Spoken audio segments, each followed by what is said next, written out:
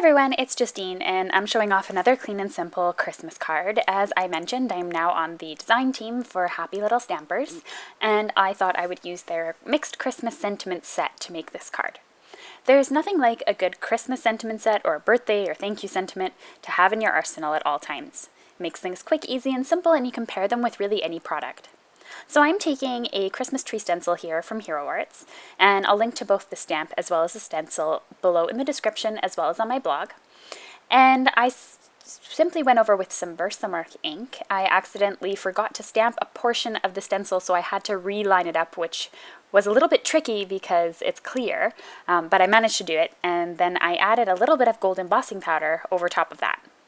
So as you can see, this makes for a super quick and easy process when you are making your cards. Now, if you're making these in bulk, I would suggest stamping all of them, maybe about 5 to 10 of them, and then going in with the embossing powder and then doing all your heating at once. If your heat gun stays hot, it really takes no time to melt the heating embossing powder.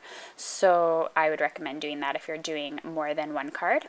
But I'm just doing the one card, which I think would look stunning in gold, silver, copper, red, really in any color.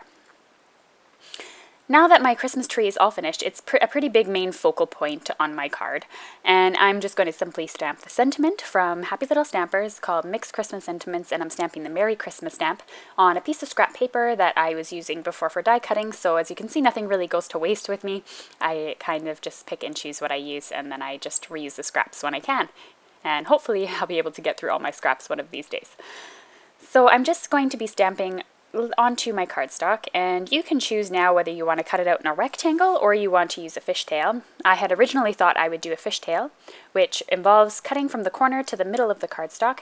Now usually you would put a dot in the center of the cardstock to help you, and I didn't, which is why I ended up not doing a fishtail card because they were lopsided. Anyway, but I thought I would show you the process anyway on how you would do that. I think it looks a little bit more elegant and put together than just having the rectangle like I ended up with at the end of this card. But I truly love the sentiment and the font, and I love that stencil. It's absolutely gorgeous and super easy to pair it with. It's such a big focal point. So the last thing I just need to do is to fold over my cardstock and just go over it with a bone folder to make a nice crease in the cardstock. And that's the end of my card essentially today. So if you're interested in any of the supplies I used in the video, just head over to my blog or the description below in the YouTube channel and you can see all the supplies that I used. Thanks so much for watching. Don't forget to subscribe. Thank you.